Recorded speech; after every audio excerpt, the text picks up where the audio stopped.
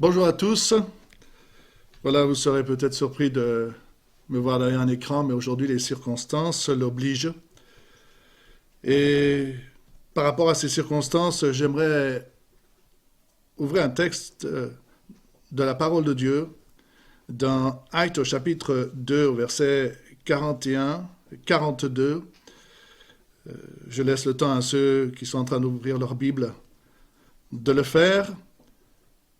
Il est écrit que ceux qui reçurent de bon cœur sa parole furent baptisés, et en ce jour-là, le nombre des disciples s'augmenta d'environ 3000 âmes. Ils persévéraient dans l'enseignement des apôtres, dans la communion fraternelle, dans la fraction du pain et dans les prières. Ces deux versets sont dans un ensemble d'événements. C'est le jour de la Pentecôte. Les disciples qui attendaient la réception du Saint-Esprit le reçoivent. La Bible dit qu'ils parlent en langue. Des personnes les entendent cette manifestation et en fin de compte, ils sont étonnés. Différents avis sont donnés. Et Pierre se lève devant la foule qui est réunie et leur annonce ce qui se passe, leur explique ce qui se passe. Et ceux qui sont touchés dans leur cœur, la Bible dit qu'ils vont accepter cette parole, qu'ils vont être touchés, qu'ils vont se faire baptiser, et 3000 personnes le seront. Les nouveaux disciples, ces nouveaux baptisés, sont dans les débuts de l'Église. Il y a l'action du Saint-Esprit, la présence des apôtres, l'onction de Dieu. Ils auraient pu se laisser porter par l'ambiance du moment, mais en fin de compte, la Bible dit qu'ils vont persévérer. Ils ont compris qu'il ne suffisait pas simplement de se laisser porter par l'ambiance du moment, mais ils avaient besoin, eux, de persévérer pour continuer leur marche avec Jésus, de continuer leur décision, qu'elle continue dans le temps. Et il est écrit qu'ils persévéraient dans l'enseignement, dans la communion, dans la fraction du pain et dans les prières. Le mot persévérer signifie persister, demeurer ferme et constant dans une décision, une action entreprise. C'est un mot important, persévérer. La vie chrétienne est faite de persévérance. D'ailleurs, la vie en général est faite de persévérance. Nous avons besoin dans notre vie de tous les jours de persévérer, que ce soit dans notre travail, dans la famille. Les athlètes apprennent à persévérer pour arriver à des résultats. Et l'apôtre dira, n'abandonnez donc pas votre assurance. Il les encourage à la persévérance. J'ai voulu choisir ce texte parce que nous sommes au début de l'Église. Et aujourd'hui, nous sommes au début d'une autre façon de faire, on va dire, vu que cela se passe par vidéo. Mais nous sommes aussi au début pas qu'au début, mais nous sommes face à une circonstance difficile depuis quelques semaines. Et nous avons besoin aussi de persévérer dans notre foi pour ne pas nous laisser emporter par la crainte, pas nous laisser emporter par le découragement, mais au contraire de vouloir lever les yeux vers celui qui peut nous aider dans notre vie de tous les jours. L'apôtre Paul dira qu'il ne regardait pas aux choses invisibles, ne regardait pas plutôt aux choses visibles, mais à celles qui sont invisibles, c'est-à-dire à celles qui sont éternelles. Alors j'aimerais partager avec vous, pour cette première fois, en m'appuyant sur ces deux versets, plusieurs pensées, développer avec vous plusieurs pensées. Il est écrit qu'il persévérait dans l'enseignement. Depuis des mois, depuis des années, pour beaucoup d'entre vous, vous avez reçu des enseignements. Et c'est peut-être aussi l'occasion aujourd'hui de persévérer dans ces enseignements, même si vous ne pouvez pas venir à l'église. Depuis le début d'année, nous avons aussi parlé du disciple. Peut-être était-ce aussi une intuition de notre part de dire il faut que nous demeurions des disciples. et toute l'équipe pastorale a parlé du discipulat. Et c'est le moment ou jamais de demeurer et apprendre à être des disciples. Jésus enseignait, cela caractérise son ministère. Jésus enseignait dans les maisons, dans la synagogue, dans les lieux où se trouvaient des personnes qui étaient à son écoute. L'enseignement vient de l'Écriture. La Bible dit que toute Écriture est inspirée et elle est utile pour enseigner. Nous avons besoin de cette Écriture. Jésus, dans une autre circonstance, dira que l'homme ne vivra pas de pain seulement, mais de toute parole qui sort de la bouche de Dieu. L'enseignement nous aide à tenir ferme, à aller de l'avant. L'apôtre Paul, pendant 2 années, a enseigné à Corinthe. Pendant 2 années, il a expliqué les choses de Dieu. Et de nombreux disciples se sont attachés au Christ au travers de son enseignement. Si vous lisez l'Ancien Testament, vous verrez que l'enseignement a été une base aussi pour fortifier tout un peuple. La Bible dit que Josaphat a, dans un temps de paix, fortifié les différentes villes, plutôt les villes principales de son pays, mais en plus, il a envoyé des prêtres pour enseigner le peuple.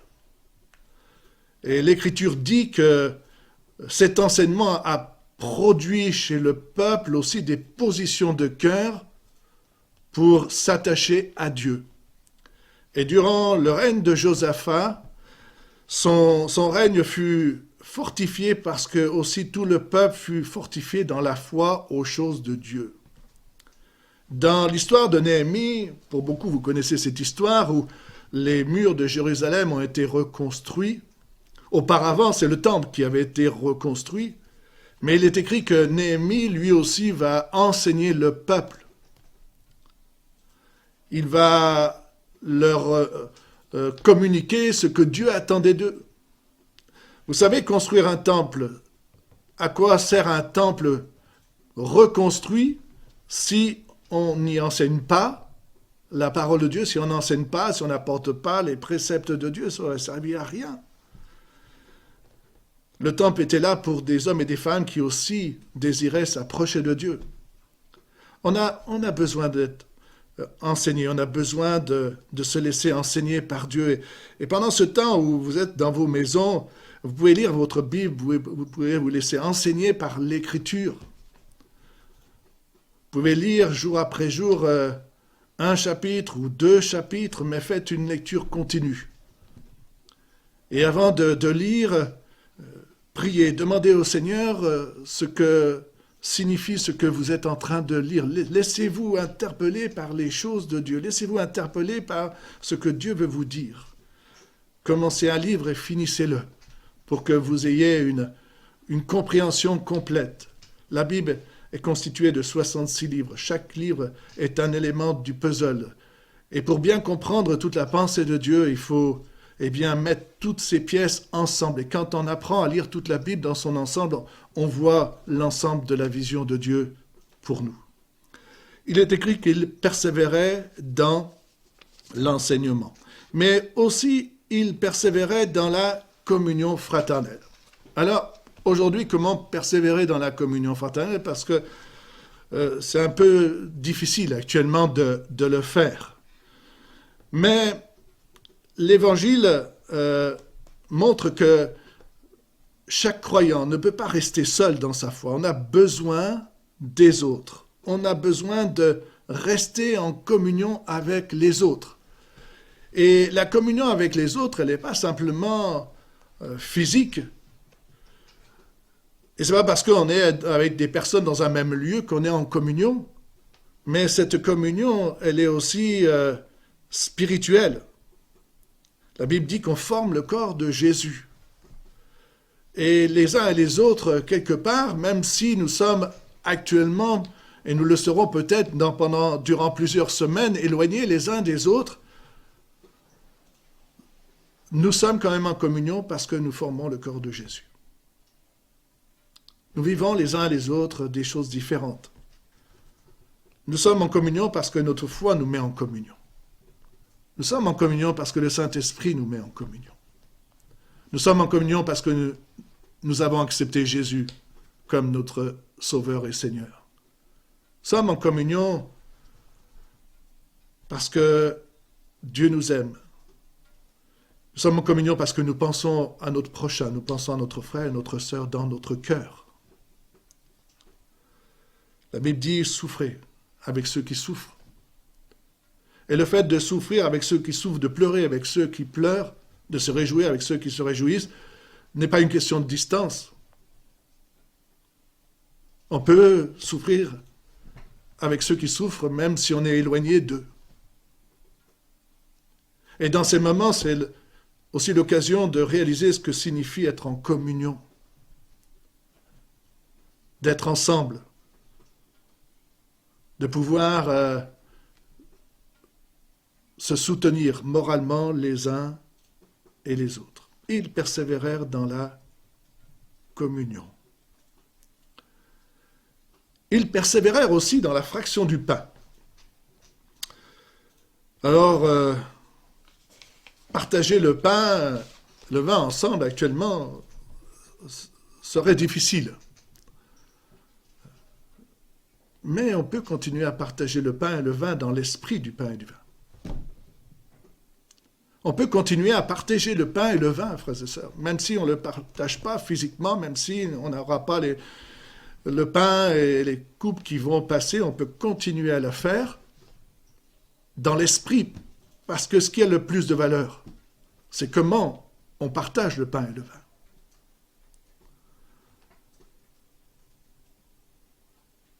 La valeur de la scène, du partage du pain et du vin, prend son origine dans le récit de Jésus, dans l'histoire de Jésus.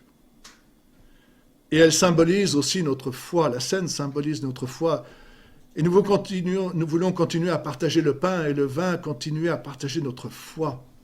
Parce que cette foi, elle ne dépend pas d'un lieu. Elle dépend d'un nom, c'est le nom de Jésus.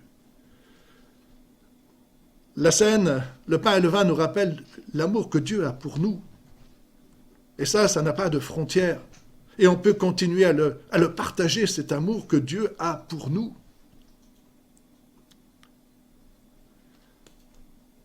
Dans nos maisons, nous pouvons partager la scène, nous rappeler comment Dieu nous a aimés. Et l'état d'esprit dans lequel la scène, quand on la prenait à l'église, quand on la prend à l'église, c'est aussi nous rappeler comment Dieu nous a aimés et combien nous sommes précieux pour Dieu. Il a donné sa vie pour chacun de nous. Il y a cette dimension aussi fraternelle, parce que la scène nous rappelle que nous faisons partie d'un corps. Et même si on ne va pas partager pendant quelque temps la scène dans l'église, on fait partie d'un corps. Donc ça veut dire qu'on a des frères et sœurs, des voisins, des amis dans l'église qui font partie de ce corps, et avec lesquels on vit, avec lesquels on est en train de combattre. On n'est pas les seuls à combattre. Nous ne sommes pas seuls dans nos maisons à combattre. Nous ne sommes pas seuls dans notre maison à nous inquiéter par rapport à l'avenir. Nous ne sommes pas seuls dans nos maisons par rapport à toutes les questions qu'on peut se poser. Nous sommes un corps et je pense que la majorité, on est là, on se pose beaucoup de questions. Mais il y a quelqu'un qui prend soin de nous aussi. Et quand je prends le pain et le vin, je me rappelle que si Dieu m'a tant aimé qu'il a donné son Fils pour ma vie, eh bien son amour est là encore pour soutenir mon cœur et pour m'aider à avancer avec Dieu. Pour m'aider à avancer jour après jour. Dans le texte sur la scène dans l'Épître aux Corinthiens, l'apôtre Paul dit aussi de s'examiner dans sa propre vie, de s'éprouver. Et vous savez, on peut s'éprouver aussi chez soi et se dire où j'en suis avec Dieu dans ces moments que nous vivons. Où en sommes-nous avec Dieu? Quel est mon engagement avec Dieu? Où en est ma vie avec Jésus? Ma vie chrétienne, ils ont persévéré dans la fraction du pain et nous voulons persévérer dans les significations de ce que ces deux symboles sont au travers de de l'espérance du retour de Jésus. Jésus a dit, faites ceci en mémoire de moi. Et il a dit aussi, jusqu'à ce que je revienne, jusqu'à son retour. Nous ne savons pas quand sera son retour, mais l'important, c'est de persévérer dans l'état d'esprit qu'on doit prendre la scène. On peut aussi persévérer dans ce que la scène nous communique, aussi de l'amitié. Parce que si on forme un corps, ça veut dire que quand on prend la scène, quand on prenait la scène avec les autres, on la prenait aussi dans le fait de reconnaître en l'autre quelqu'un qui, avec moi, partage la même foi, la même espérance. Il persévérait dans la fraction du pain. Et puis, pour terminer, il est écrit qu'ils persévérèrent dans les prières. La prière est aussi un élément important de la vie chrétienne et beaucoup dans l'Église aiment prier. Paul demandait aux croyants de prier pour lui. Aux Romains, Paul dira au chapitre 15, verset 30, « Je vous exhorte, frères, par notre Seigneur Jésus et par l'amour de l'Esprit, à combattre avec moi en adressant à Dieu des prières en ma faveur. » Là aussi, on a besoin de prière, que ce soit les pasteurs, que ce soit les membres de l'Église, prier pour tout le monde. Pensez à ceux qui passent par des moments de souffrance. Priez pour ceux qui ont des combats dans leur vie, des difficultés par lesquelles ils passent. Priez pour que l'Église avance et que le témoignage de l'Évangile aussi avance. Mais on a besoin de persévérance dans la prière. Le récit du juge inique et de la pauvre veuve est vraiment un exemple. Jésus a donné ce récit, cette parabole, pour montrer qu'il faut prier et ne pas se relâcher. Cette pauvre veuve est venue vers ce juge inique pour lui demander de justice par rapport à une situation. Et il est écrit que cet homme n'a pas voulu tout de suite répondre aux sollicitations de cette pauvre veuve. Imaginez le fossé qu'il y a entre ces deux personnes. Lui, il est juge, il représente le pouvoir, et en plus, il est inique, injuste. Et la pauvre veuve, elle, à l'époque, elle n'a rien pour se défendre, mais elle a un moyen pour se défendre. Elle va venir jour après jour, solliciter, sans se relâcher, ce juge. Et en fin de compte, cet homme va lâcher. Il va lâcher parce que il va reconnaître en cette femme de la persévérance et en fin de compte, il va accorder à cette femme ce qu'elle lui demande. Et Jésus aussi l'a dit, de persévérer. Nous voulons persévérer parce que c'est au travers de la prière persévérante qu'on peut voir les choses de Dieu se faire. Je vous encourage à la persévérance. Frères et sœurs, je vous encourage à maintenir le cap. Je vous encourage à faire comme l'Église des débuts.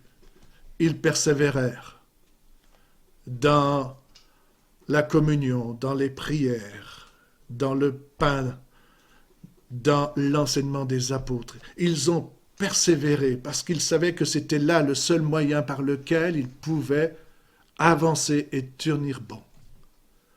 C'est aussi le seul moyen par lequel nous pouvons avancer et tenir bon.